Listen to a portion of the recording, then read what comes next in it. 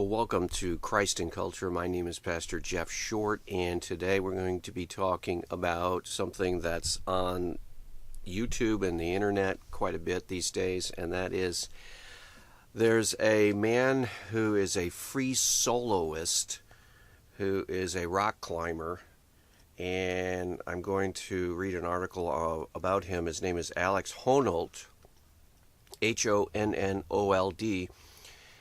He's a free solo rock climber, and he's doing all of this without any kind of wires or ropes. He's doing massive mountain climbing without any ropes, which is not a typical way that people in this sport climb mountains.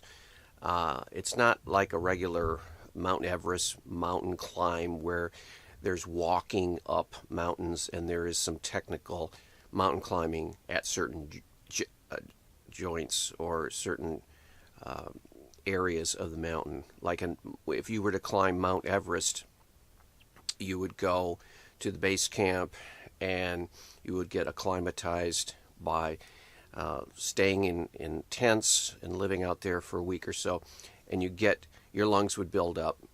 And then you would begin to hike up the mountain. And most of the climb, 99.9% of the climb of up Mount Everest would be hiking up Mount Everest. And then there are the technical mountain climbers where you actually have to use your hands and your feet, and you have to climb up almost, in some cases, actually vertical inclines, and some are even worse than vertical incline. They go the other way, so you have to figure out a way to get up those. Now, those are very far and few between, and most mountain climbers don't even deal with that, except maybe just a little bit on their otherwise hiking mountain climb. But this Alex Honnold is a free solo rock climber, and he has defeated the El Capitan in Yosemite National Park. He's gone right up the side of that without ropes. So any mistake, any slip, boom, he's gone. He falls, he dies. There's no second chances on that. And so it's amazing. I heard about him a couple months ago. And then on YouTube, there were all kinds of videos that were posted about him. There's a documentary about him climbing this El Capitan in Yosemite National Park without ropes. And just to watch this guy go up, even little 1 minute or 2 minute clips of him climbing up a sheer rock is almost to the point where you have to turn it off. You just don't want to see it. Even if you know that he made the climb and he was a success in climbing it. Even if you know that every single video that is posted online of him climbing is not of him falling, because he's still alive, he's still giving interviews, he's still climbing, he's still planning bigger climbs, and so on and so forth. Even if you know all of that, it's hard to watch him because of the nervousness that I think anyone would get watching this guy do this. He's taking his life into his own hands every single time he puts his hand on the rock. And so he is becoming a world famous, right now probably the world's most famous climber, because of these feats of him climbing without a rope. Now, from a Christian perspective, that's what this program is about. We analyze culture from the perspective of Christ in culture. That's the connection there. And I wanted to talk about him and say, what does God, as far as we can tell, what would be God's perspective on this? Would God say, hey, you go to it? Or would God say, I have something better for you in your life. Please don't squander it on this high-risk activity that only accomplishes that sense of achievement. And that's basically what he's getting at. Now, he's getting a lot of fame and fortune as a result also, but I think he's climbing mostly because of his own inner desire to achieve. And his expression is this extreme mountain climbing, his hobby, and he's turned it into a career now, and it's opened up all kinds of doors for him. He's famous, he's wealthy. He now speaks his mind on all kinds of subjects, as we'll get into. But why would he be willing to risk everything every time he takes a step or a climb higher on a mountain? Why would he be willing to risk his life for this? And I began to look at this, and I began to think about this. And I thought to myself, I'm going to find out a little bit more about this man, Alex Honnold, because I think there's something philosophical and spiritual and religious going on beneath the surface that we're not hearing about, because a normal person, a normal God-fearing person, especially a Christian, would never, ever put their life at risk to this degree, because they would naturally and instinctively and intuitively say, hey, I don't have the right to treat the gift that God has given me, the gift of life. I don't have the right to just play with it in this way. I don't have the right to just pursue this extreme sport knowing that at any moment I could be dead. And for what? Just to climb a rock, just to say, I climb this rock. And just for the fun of climbing. You know, there are high-risk sports, but this is almost suicidal. And there's no question that one day, if he continues climbing, and he's a young man, he's probably in his 20s, I believe he's in his 20s, he is going to slip and fall and die. And you're going to read about it in the paper, you're going to maybe even see it on video, because a lot of now his climbs are being videotaped by professional documentary filmmakers, and they want to capture this excitement because he's generating a lot of publicity because of the risk, the high risk. Now, we've had people like Evel Knievel jumping motorcycle over hundreds of cars, and at one time even pulled a stunt where he jumped over the Snake River Canyon, and that was a big deal. And that was super high risk. Well, this is at least on the level of that, even maybe even more, because here there is no room for error at all. And if you're climbing on the side of a mountain and you have a stomach ache, or you get a cramp in your leg, or any kind of health problem, it could mean the death of you because you would fall. So this is beyond extreme sports. This is suicidal sports. But he does it, and I began to wonder what would motivate him to do that. Because, like I said before, a Christian or a believer in God would not want to waste their life, because they would feel there's a responsibility to God to, even if they don't know 100% what God's will is for their life, there's this sense, innate sense, that they would be responsible to God to at least fulfill basic responsibilities. And if they're married, for example, there is no way a Christian would ever attempt to do something like this extreme sport, like what Alex Honnold is doing in this style of rock climbing, because he would have a responsibility to his wife, and he would be responsible and not want to leave her a widow. Also, it would be doubly the case that no Christian would want to do this if he were married with children, because then one little slip would mean that his wife loses a husband and the children lose a father. And so it would be a difficult time for the wife and the children.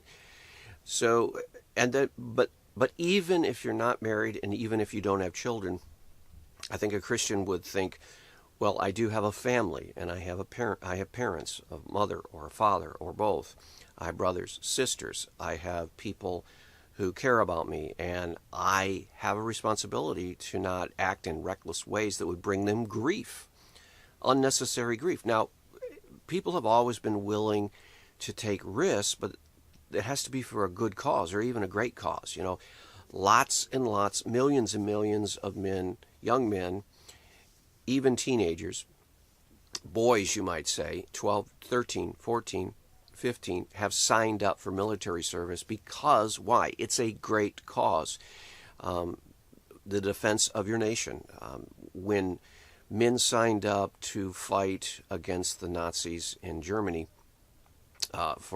against the Nazis in World War II, they did so because they were willing to put their life at risk for a good cause and just cause. They wanted to stop evil, so that if they died, they would be able, their family would be able to look back and say, he gave his life for a good cause. But if you're rock climbing and you die on the side of the mountain, what is the great cause? The great cause is nothing. There is no great cause. It's just a sport. It's just a hobby. It's just entertainment. It's just diversion. It's just for exercise or whatever it is. But it's not a great cause. Climbing El Capitan in Yosemite National Park is not a great cause. And if you die pursuing that goal, it's a shame. And people will grieve and mourn for you because it's a loss of a life, but they certainly will not put up a plaque and say, this man died for a great cause, because it's not a great cause. It's a goal. It's just something he decided that he wanted to do, that he felt would be something worthwhile. But in the big plan of God, climbing a mountain, climbing a rock is not that great of a thing, unless it's done, of course, like I said before, in some greater cause, like if he had to climb this mountain or this rock to get to the other side to get a message through to the war effort, and he was an ally soldier, and he needed to get a message to the commanding officers to beat the Nazis, to defeat evil. Yeah, that's worth it. And there have been plenty of soldiers in times of war that have lost their life in doing a high-risk mission, such as flying an airplane at low altitude over a hostile territory in order to get pictures, and got shot down and died, or was tortured and killed or whatever by the enemy, captured. Those are high-risk activities, and they died for them, but they died for a greater cause. This is not a great cause. And so I was beginning to question, what is this guy's motivation? Because he obviously is not thinking in terms of God. He's not thinking in terms of, he was given the gift of life by the Creator, and he is not thinking in terms of being a good steward of that life. And I began to say, let's look a little bit about him and find out his perspective. And lo and behold, when I began to research who Alex Honnold is, I found out that he is a militant atheist.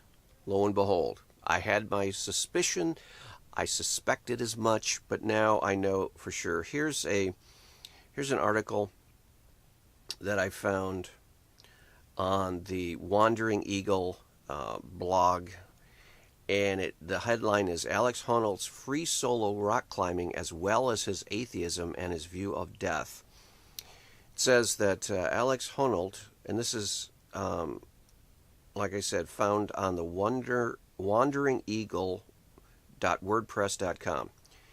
And it starts out, Alex Honnold has almost become a rock star in the climbing community. Hands down, this post is about the best freestyle climber in the world today. In 2017, he achieved one of the most impressive feats, that of climbing El Capitan in Yosemite National Park, free solo without ropes and harness. Alex is also an atheist who accepts that he is mortal and is talked about. in the atheist community as well. Could there be some lessons about accepting his own death through Alex? Okay, and here's Alex, what he says. Here's a quote. I am a militant atheist. I don't believe in an afterlife or any kind of that stuff. But then I also don't really live in the moment that much either. I'm not very zen. I'm always thinking about the future or the next project or what I'm doing next, to the point where I've had partners kind of chastise me for not enjoying where I am. But maybe that's part of the appeal of soloing, because it forces you to exist inside the moment, in that little bubble that you're living in while you're doing it. So this basically confirms some suspicions that I had about this climber, and that is that he feels no obligation to his creator. He feels no responsibility to find out and do the will of God, because he doesn't believe in God, or he says he doesn't believe in God. So that would then free him from any obligation to conform to God's will for his life. It would free him from any responsibility to live his life in pleasing God, not self. See, this free soloing is all about his own inner desire, or his own will for his own life. For whatever reason, he thinks that this is really cool. He thinks this is something that he wants to pursue. And there wasn't prayer, there wasn't reflection, there wasn't any consulting the Bible to see if that is compatible with this activity. You know how Christians will pray about something before they do it, or they will read the Bible and ask God to speak to them through passages and teachings about whether something is appropriate or not, or right or wrong. There was none of that with Alex, because Alex doesn't care about God. He doesn't worship God. He has no loyalties to God. He has no commitments to God. It's only about Alex. Alex is committed to Alex and fulfilling whatever his wish or desire or goal or plan is. Alex is his own God, you might say, in that sense. He is his own Lord. And so then when it comes to this free soloing, climbing mountains without ropes, putting his own life at risk, well, in that sense, he's kind of nihilistic. It's like, well, if I die, I die. If I don't, I don't. It doesn't matter. I'm going to die anyway, and then I go to nothing. There's no God. There's no afterlife. So he's got this very nihilistic view, and the way he is playing this out is to become involved in a extreme high-risk sport. Now, if he were a Christian and he did fear God, then he wouldn't put his own life at risk for nothing like this. He would, for example, know the passages in the New Testament where the devil led Christ for 40 days in the wilderness, and at one point he actually took Christ to the top of the temple in Jerusalem. Now, whether physically he took Christ to the temple, or mentally, or through some kind of vision or whatever, it doesn't really say. But let's just say supernaturally that Christ and the devil were seated or standing on the very top of the temple. The Bible says the pinnacle of the temple in Jerusalem, very high up, the highest place in Jerusalem.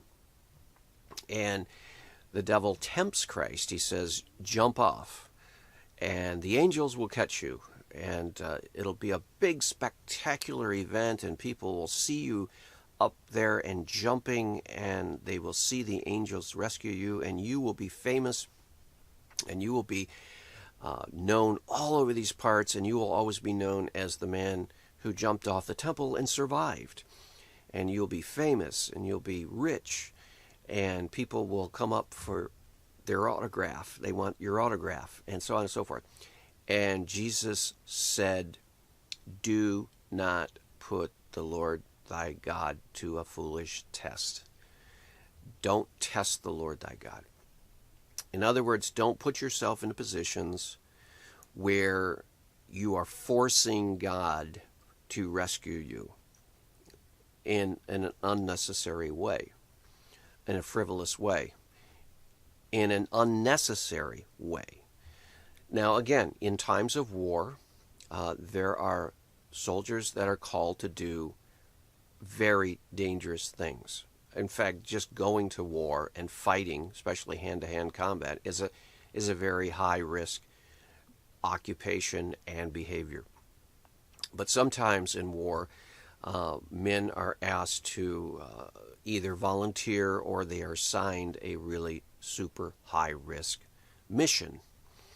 And in some instances, it's almost suicidal. And yet, in time of war, they risk their lives for the greater good. They risk their life for a higher call. They risk their life to accomplish the mission. And if it's a just war, that's part of the dangers and the risk and responsibilities of being a soldier. You have to be willing to lay your life down for your family, your friends, your country, in the cause of a just war. And that's perfectly understandable.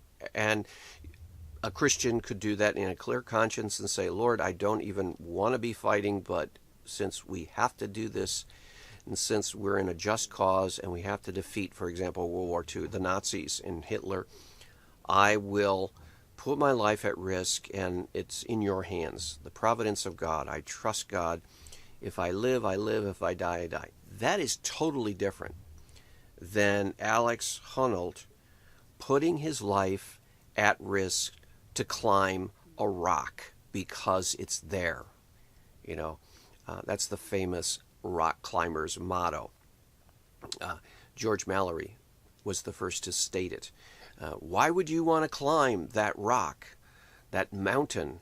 And George Mallory famously said, because it's there. Okay? Well, that may be a justification for some kind of high adventure journey that you're on. And that makes sense. But if you have to put your life at extreme risk to do something simply because it's there, and you want to be able to say, I did that for personal fulfillment and nothing else, that is not a responsible way to live your life. And I think that any Christian who respects and is committed to the will of God would never put himself or herself in this situation where he's or she is endeavoring to do this high-risk activity just because of personal fulfillment.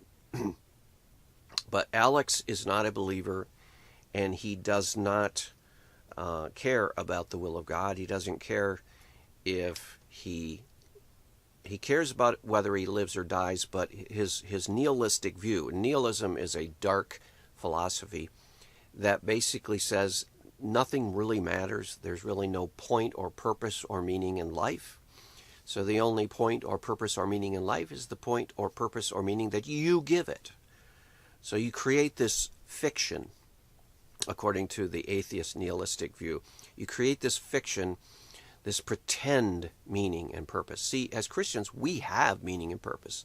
We're created by a loving God, an all-powerful, omnipotent, omniscient, and omnipresent God, a loving God who created us for a purpose. We're made in His image.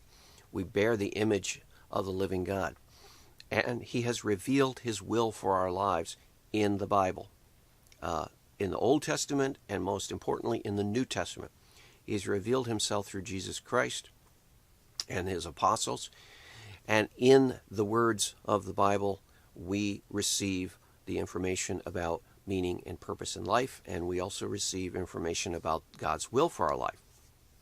And we're to serve the Lord God with our lives and advance the kingdom. Seek ye first the kingdom of God, and all these things shall be added unto you.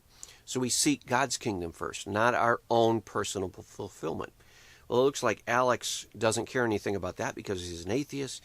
He's a nihilist. He doesn't believe there's any meaning, purpose, or point to life. So he is creating this meaning and purpose for his life, and his meaning and purpose is climbing and achieving the rock climbing goals that he sets for himself.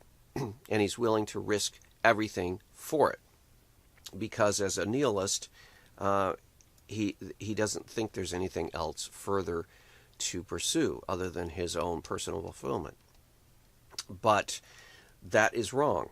And this article goes on and talks about his how he began to climb dangerous inclines and cliffs, and he got the idea of climbing El Capitan without any ropes and all of that. But his entire motivation for this high risk, you almost call it suicidal adventure, is his atheistic belief that when you die, it's over, it's done.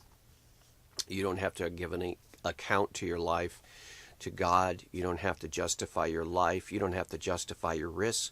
You see, we have to be careful in life that we don't just live for ourselves, that we don't just make decisions based on what we think is best for us and what is most exciting and what is most thrilling and so on and so forth. We have to ask the bigger question: what is God's will for my life? And I think that there's a lesson here for all of us.